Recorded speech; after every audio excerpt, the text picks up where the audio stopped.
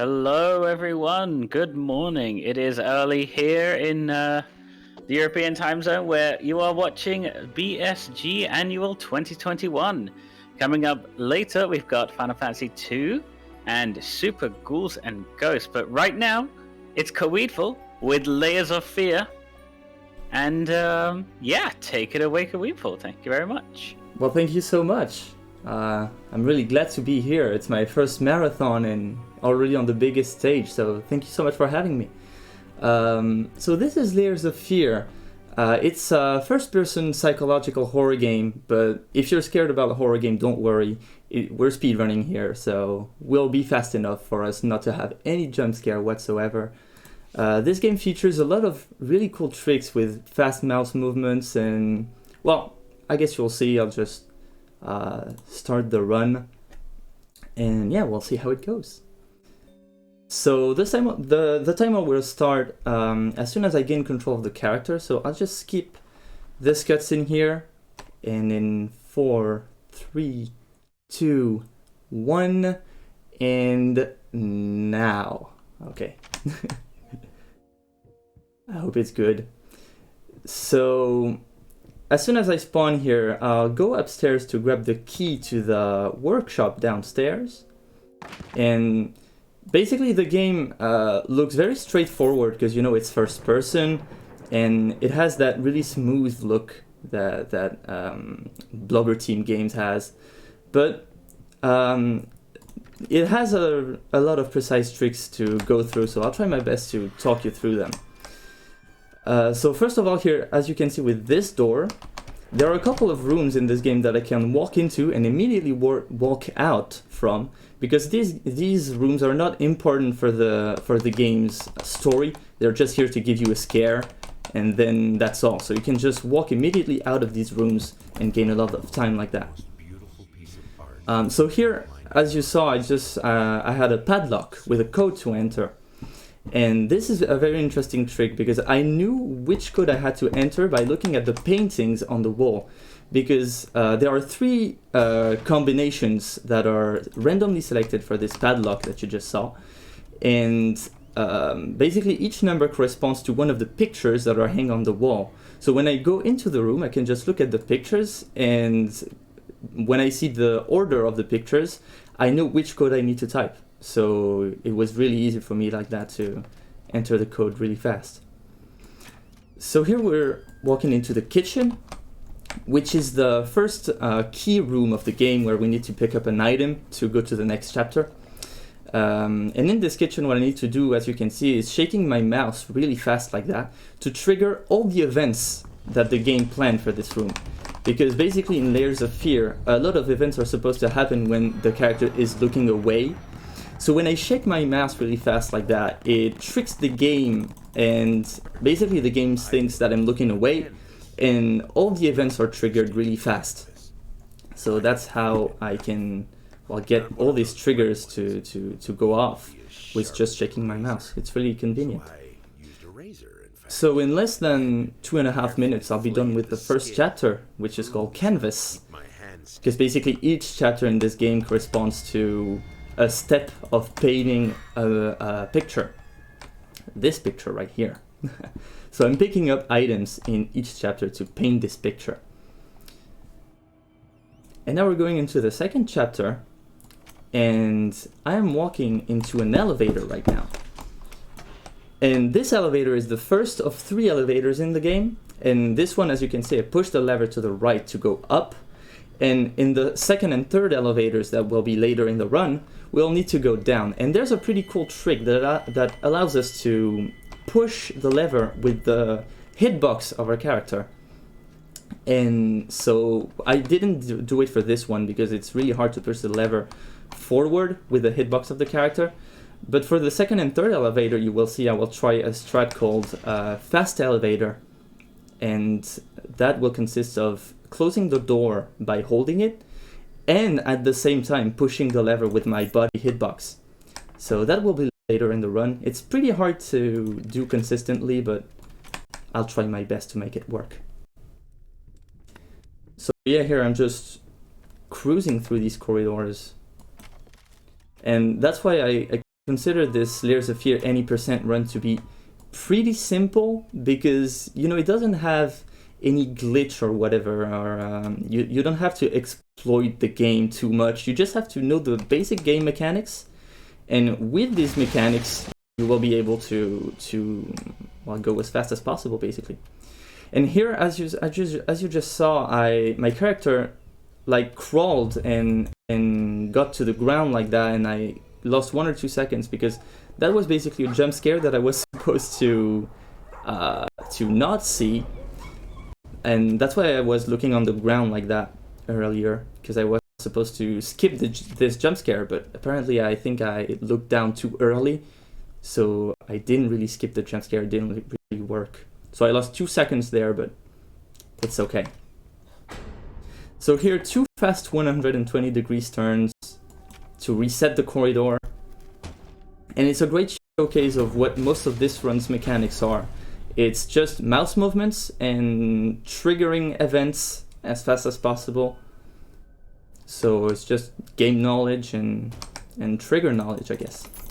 And here I'm grabbing this key, and here's the first little waiting part of the game, because Layers of Fear is a horror game, and sometimes in horror games you just have to wait for what the developers have for you.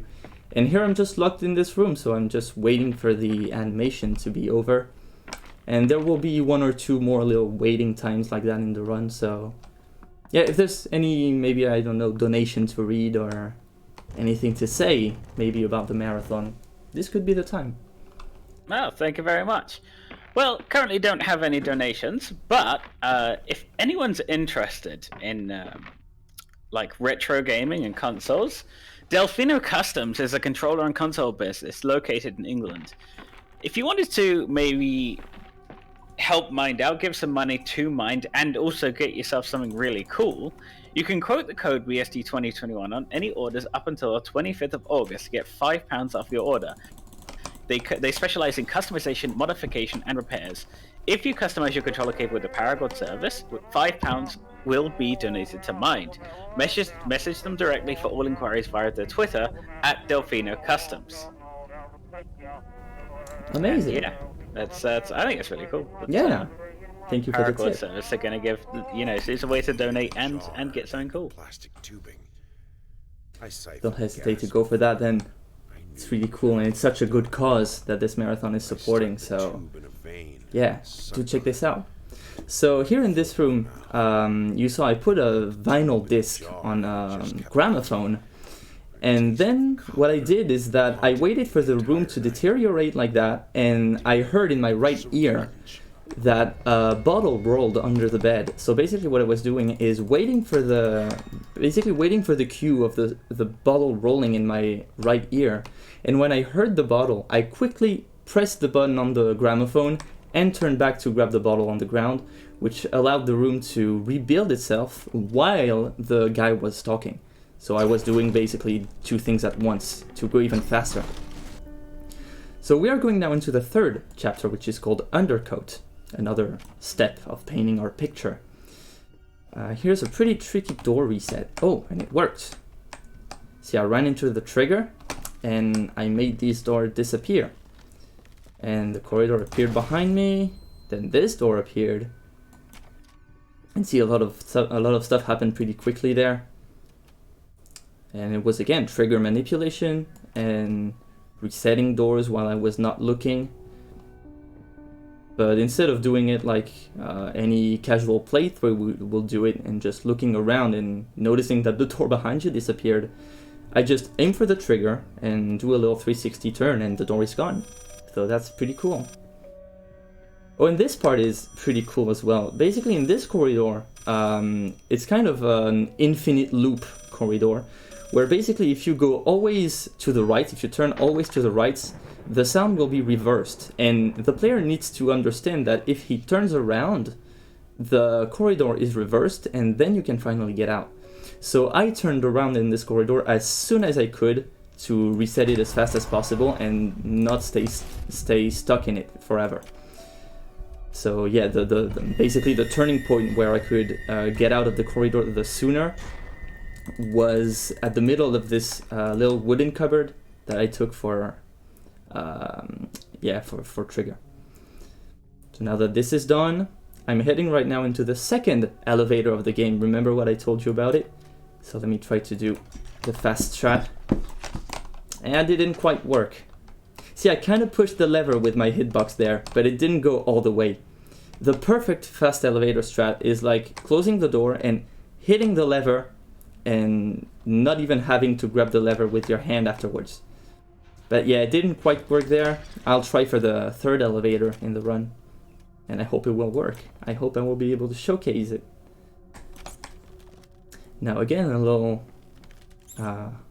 nice part where I just need to go through simple corridors. Here I just push this little wooden pallet in front of me, and that prevents me from stopping and pulling it towards me. There's this little trick where you can just push it forward. That's pretty cool.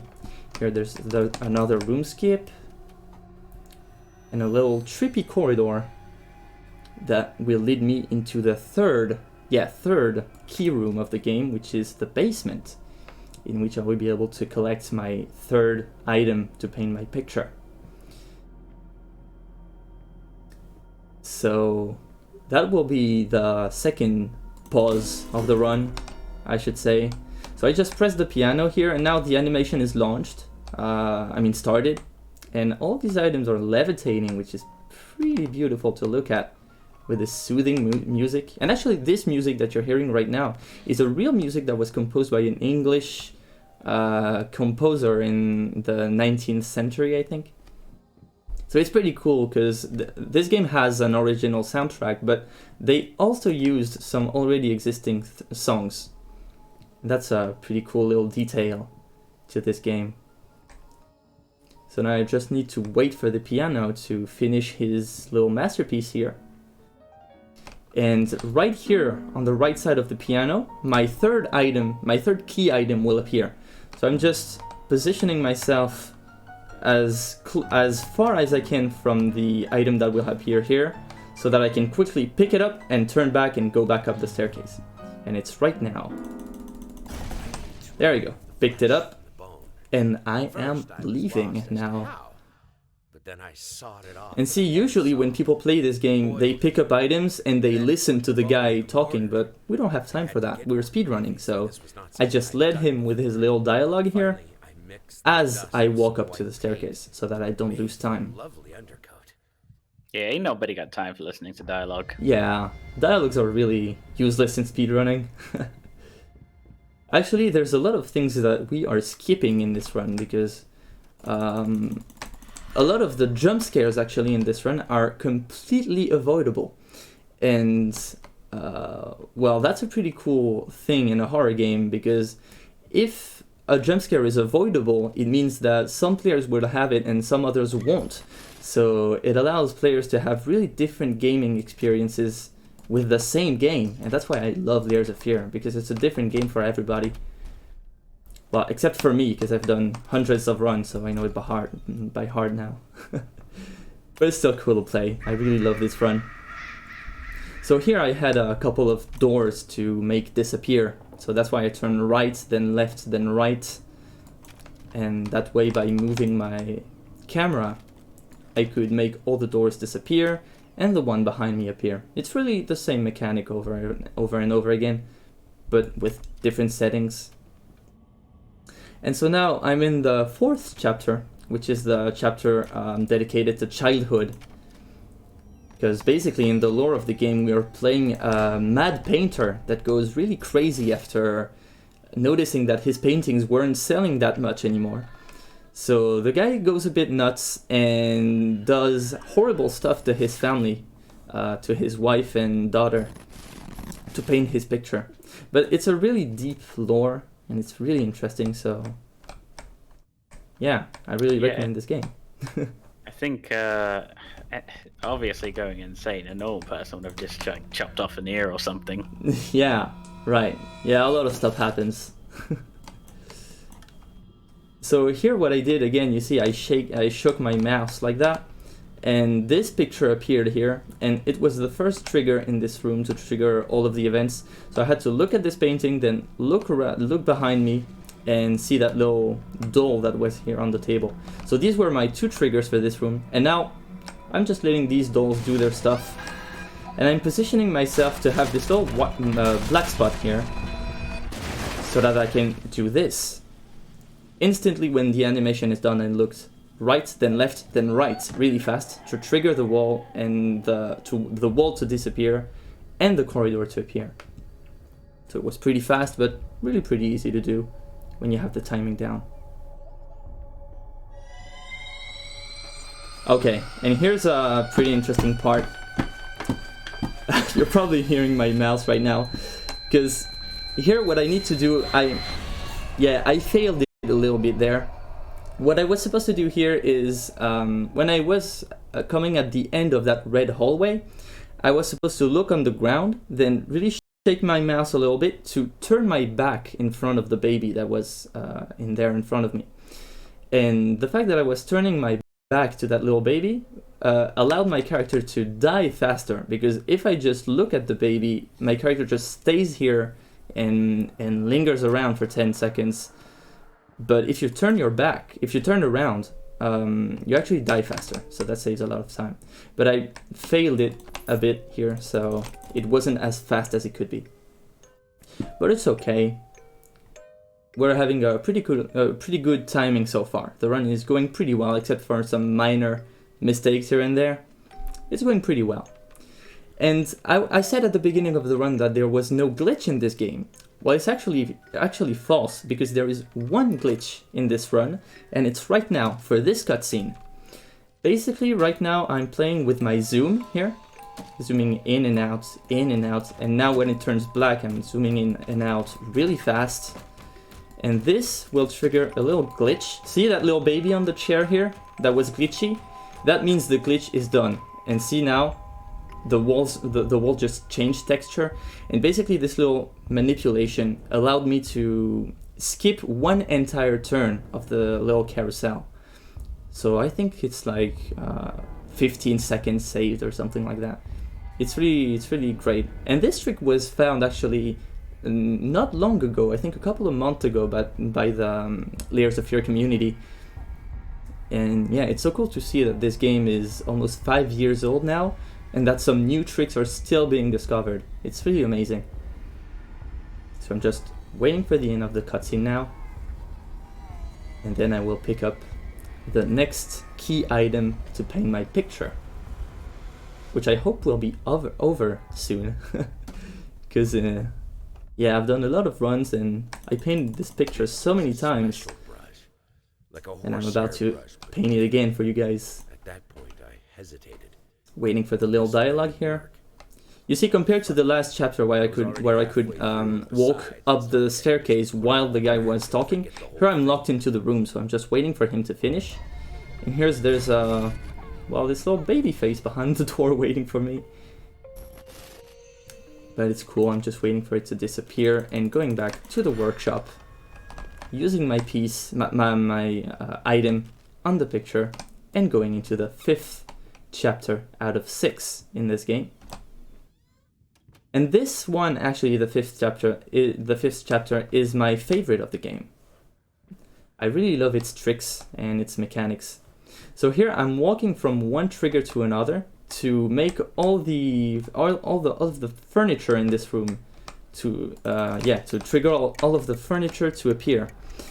And it was pretty fast, so I couldn't explain what I was doing in time, but basically I walked from one trigger to another, and the room around me changed, and when the lights turned off, it meant that I was good to go into the little room. So I just went into the little room, clicked on the lamp, and it played a little animation, and then I was able to get out of the room really fast.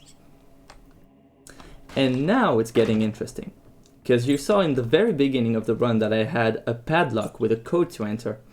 Well, there is a second one of these coming up, and just like the first one, there are 3 random combinations. Like, there are 3 combinations that are always the same, but between the 3 of them, it's randomly selected each run.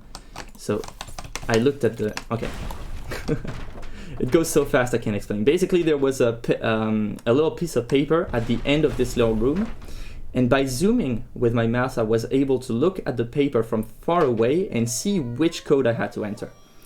And I was lucky there, because the code I had to enter was actually the fastest of the 3.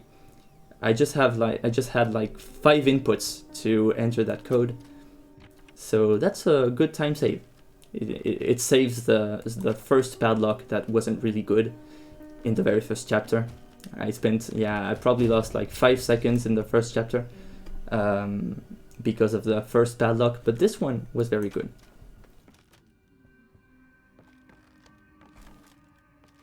So now we have another room skip here, turning around at the edge of that shadow on the ground. There's a little jump scare here, but I'll be looking on the ground for you guys not to be scared, because we're speedrunning. We don't like immersion or jump scares. No, we just like speed and time saves. And yeah, the end of this chapter is pretty straightforward until the key room. The key room in this chapter, after the basement and the kitchen that you already saw, in this chapter the key room is the workshop, I think it's called. I'm not sure here. But we're going to the workshop, and it's just after this third elevator. Yeah, still no fast elevator. Well, we won't see it for this run, unfortunately. But the 2 times I managed to push the lever a little bit, halfway, but I still had to turn around and grab it with my hands to push it to the far side.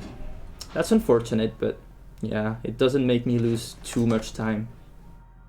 So it's good, the run keeps going.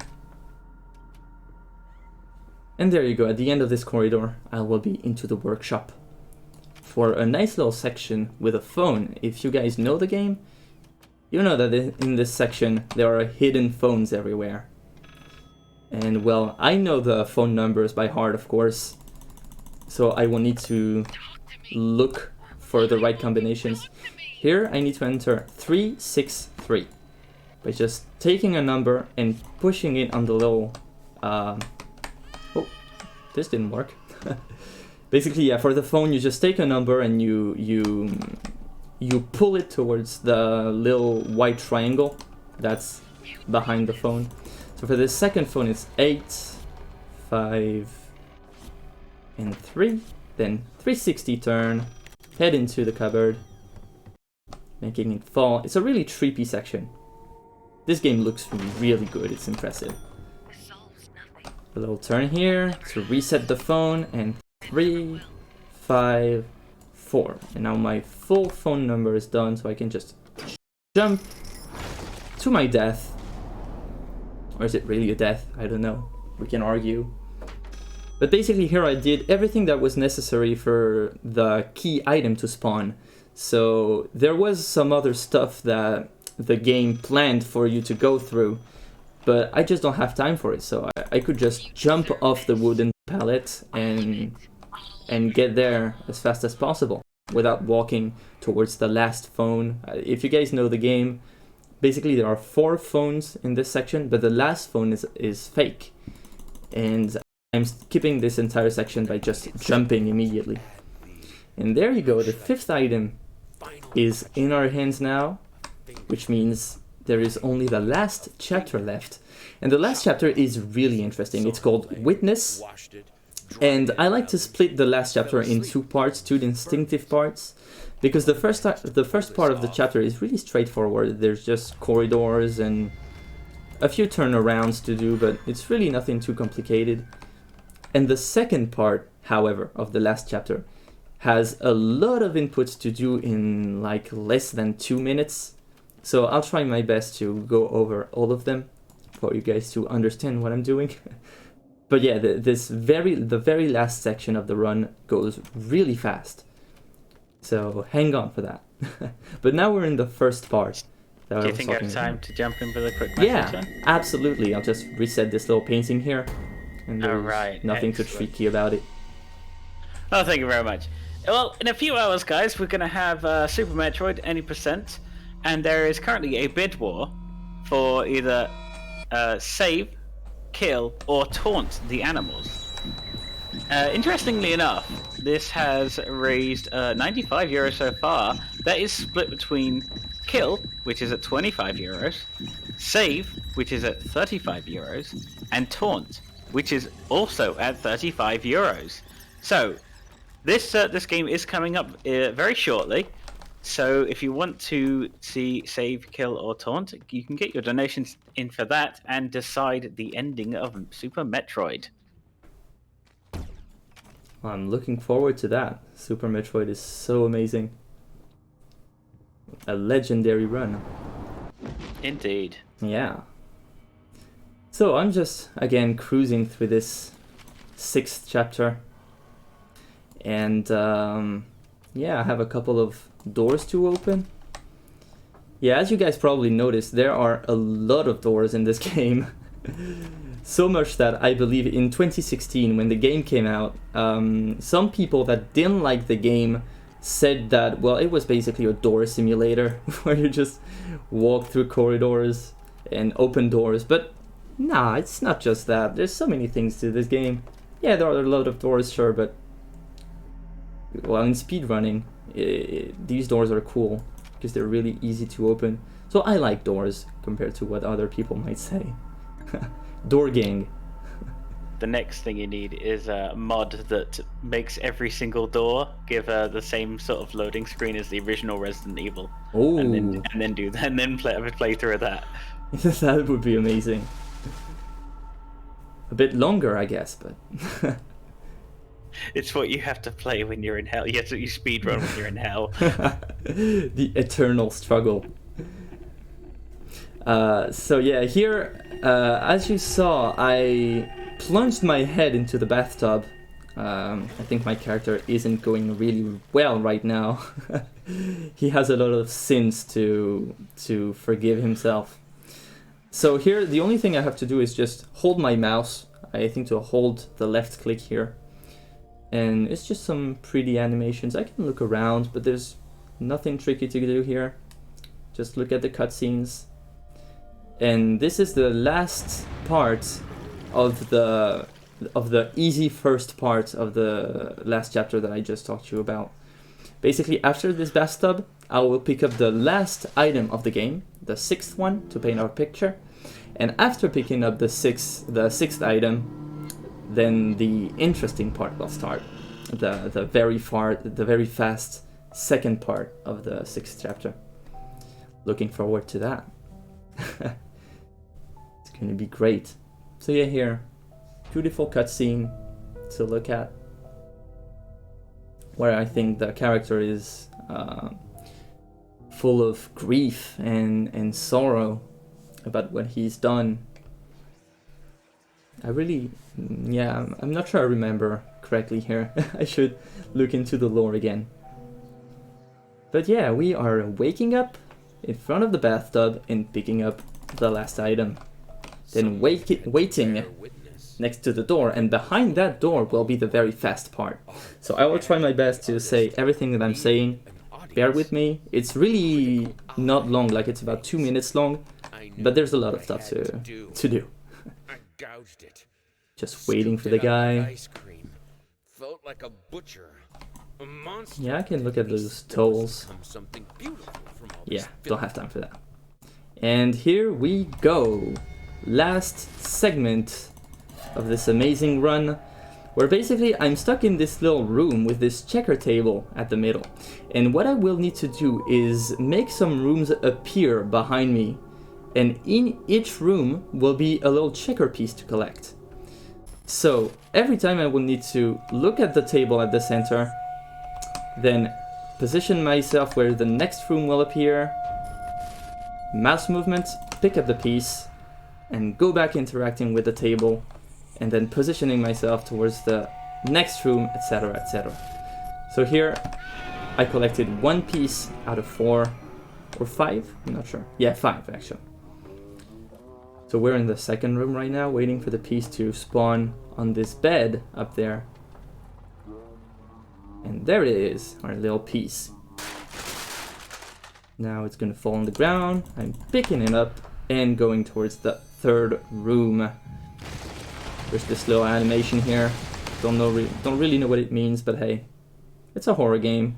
We don't have all the keys. So now, third room, right here. So I'm triggering this ball, falling down the stairs. The first piece is here, and the second is up there. There you go. Interacting with the table again, then going towards the fourth room.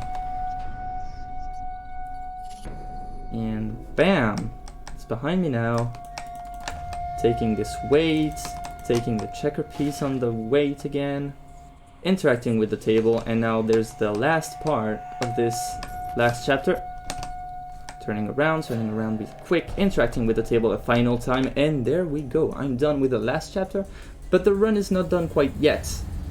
Because even if the last chapter is almost done now, we need to wait for basically the end of the game, the last cutscene of the game that sums up everything that you've been doing. So we'll need to go through this cutscene, and afterwards I will just have the epilogue to go through, which is like 30 seconds of gameplay. Now I just started the cutscene, so I used all 6 of my items on this picture. So now, well, spoiler alert, I guess. If you guys don't want to know what happens at the end of Layers of Fear, look away. Come back in 1 minute and a half, and the cutscene will be done. Just like I always. And yeah, then for the epilogue,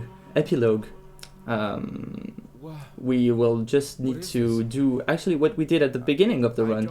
Remember when we went up the staircase and picked up the key to the workshop, then pulled down the cloth from the painting? Well, we'll have to do that again, and the timer will stop when I will take down the cloth from the painting. So it's in like 1 minute and a half, something like that. At the end of this very creepy cutscene. Yeah, this guy is not very proud of his stuff. He picks it up, and he regrets his painting, so he puts it where every other painting is. In this little room, and then I will respawn in the mansion, sorry. And the epilogue will be for me to complete. There you go, going crazy. Oh, and I can zoom in there. It's completely useless, but it's a nice little touch. Alright, and now I'm starting to move before the end of the cutscene, because I'm actually gaining control of the character while there is the black screen. So there you go, I'm moving as soon as I can here, picking up the key, and the run will be over as soon as I pull down the cloth from the picture downstairs.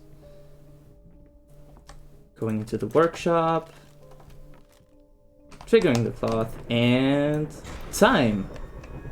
So there it was, Layers of Fear, any percent. Well, the timer is really good. It was a really good run, actually. I did a couple of mistakes, but it's a very interesting run because it's really hard to get it perfect because a lot of tricks are very precise mouse movements and everything. But yeah, it's really interesting. It's really diverse, I think. There's a lot of stuff to go through, and it's pretty short, as you can see. In less than 32 minutes, it's done. So there it is for Layers of Fear. Just a quick word to thank everyone that's been working on this amazing marathon. As I said at the beginning, it's the first time that I'm actually featured in such a big marathon and for such a great cause. So I'm really glad to be here, and thanks to everyone that organized it. And now I think I can give it away to the hosts. Thank you very much for watching. Thank you very much, kaweedfull. Yeah, that was a really cool run. Yeah, thank you. I've not seen that game before, but I was quite impressed. It was fun to watch. Yeah, often people don't know that Layers of Fear can be speedrun, but it can. Yeah, it was certainly was different. Yeah, okay. Well, thank you so much. So, yeah, coming up next, we're going to have Final Fantasy II, run by Boxmeister on the PSP, which should be a very cool run. I wish I could stay up that, but I'm probably going to go to sleep very soon myself. As it is rather late here. And, well, yes, thank you everyone who's stuck around. Thank you everyone who's donated so far. We are going to take a very short break, and we will be back very soon. Have a good evening, and this is the last you'll hear from me for hosting. But I will be later in the marathon. So thank you very much. Stay tuned, and we'll be back in a bit.